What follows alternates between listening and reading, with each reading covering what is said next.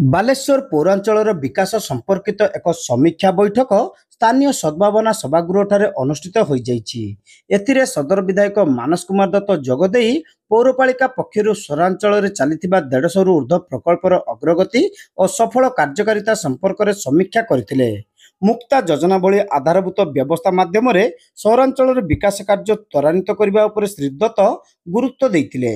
ସହର ପରିଧି ଅଞ୍ଚଳର ସାମଗ୍ରିକ ବିକାଶ ପାଇଁ ଆବଶ୍ୟକୀୟ ପରିବର୍ତ୍ତିତ ଓ ନୂତନ କାର୍ଯ୍ୟଶୈଳୀ ସମ୍ପର୍କରେ ସେ ଆଲୋଚନା କରିଥିଲେ। ସହରବାସୀଙ୍କର ମନୋରଞ୍ଜନ ପାଇଁ ମୌଳିକ ଆବଶ୍ୟକତାକୁ ଦୃଷ୍ଟିରେ ରଖି ପ୍ରସ୍ତାବିତ ପାର୍କ ନିର୍ମାଣକୁ ତ୍ୱରାନ୍ୱିତ କରିବାକୁ ସେ ପରାମର୍ଶ ଦେଇଥିଲେ। ପୌରପାଳିକା ନିକଟରେ 60 କୋଟିରୁ ଉର୍ଦ୍ଧ୍ୱ ଟଙ୍କା ଗଚ୍ଛିତ ଥିବା ବେଳେ ନୂତନ ଜନକଲ୍ୟାଣକାରୀ ପ୍ରକଳ୍ପ ପାଇଁ ଏକାଧିକ ସମ୍ଭାବନା ରହିଛି। ରାଜ୍ୟର ସର୍ବପୁରାତନ ପୌରପାଳିକା ମଧ୍ୟରୁ ଅନ୍ୟତମ ବାଲେଶ୍ୱରକୁ ଅଧିକ କ୍ଷମତା ସମ୍ପନ୍ନ ସହ ମହାନଗର ନିଗମରେ ରୂପାନ୍ତରିତ ପାଇଁ ସମସ୍ତଙ୍କର ସହଯୋଗରେ ପ୍ରୟାସ ଆରମ୍ଭ ହେବ ବୋଲି ଶ୍ରୀ ଦତ୍ତ କହିଛନ୍ତି। ପୌରପାଳିକାର ପ୍ରତ୍ୟେକ କର୍ମଚାରୀ ନିଜସ୍ୱ ଦାୟିତ୍ୱକୁ ନିଷ୍ଠାର ସହ ପାଳନ ସହିତ ଉତ୍ତରଦାୟୀ ରହିବାକୁ ଶ୍ରୀ ଦତ୍ତ ସମସ୍ତଙ୍କୁ ତାଗିଦ କରିଛନ୍ତି। ପୌରାଧ୍ୟକ୍ଷା ସବିତା ସାହୁଙ୍କ ଅଧ୍ୟକ୍ଷତାରେ ଆୟୋଜିତ ଏହି ବୈଠକରେ ପୌରପାଳିକାର କାର୍ଯ୍ୟନିର୍ବାହୀ ଅଧିକାରୀ ତଥା ଉପଜିଲ୍ଲାପାଳ ପ୍ରଥମେଶ ଅରବିନ୍ଦ ରାଜସିର୍କେ, ସାଂସଦ ପ୍ରତିନିଧି ଚିତ୍ତରଞ୍ଜନ ପଣ୍ଡା ପ୍ରମୁଖ ଯୋଗଦେଇ ବିଭିନ୍ନ ଉନ୍ନୟନମୂଳକ କାର୍ଯ୍ୟ ବାବଦରେ ବିସ୍ତୃତ ଆଲୋଚନା କରିଥିଲେ।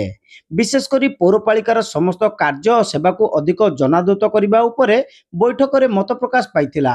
ରାସ୍ତା ପାର୍ଶ୍ୱର ନାଳ ଓ ମହାନାଳର ସଫେଇ ସହ ଉଦ୍ବୃତ ବର୍ଷା ଜଳ ନିଷ୍କାସନର ସୁବ୍ୟବସ୍ଥା, ଚୁନବାଟିସ୍ଥିତ ଡମ୍ପିଂ ୟାର୍ଡରେ ବର୍ଜ୍ୟବସ୍ତୁ ପରିଚାଳନା, LED ଷ୍ଟ୍ରିଟ୍ ଲାଇଟ୍ ମରାମତି ସହ ନୂତନ ଲାଇଟ୍ ଲଗାଇବା, ଭୂମି ଅଧିକାରପ୍ରାପ୍ତ ବସ୍ତି ବାସିନ୍ଦାଙ୍କୁ ପ୍ରଧାନମନ୍ତ୍ରୀ ଆବାସ ଯୋଜନାରେ ସାମିଲ, ଭୂମିହୀନ ବସ୍ତି ବାସିନ୍ଦାଙ୍କୁ ବାସୋପଯୋଗୀ ଜମି ଆବଣ୍ଟନ, ଆଦର୍ଶ ବସ୍ତି ଯୋଜନା, ସ୍ୱଚ୍ଛ ଭାରତ ମିଶନ, ଉଠା ଦୋକାନୀଙ୍କ ପାଇଁ ଋଣ ଯୋଜନା, ପୌରାଞ୍ଚଳରେ ନବନିର୍ମିତ ଶୌଚାଳୟ ପରିଚାଳନା ପ୍ରଭୃତି ବିଷୟ ଉପରେ ବୈଠକରେ ଆଲୋଚନା କରାଯାଇଥିଲା।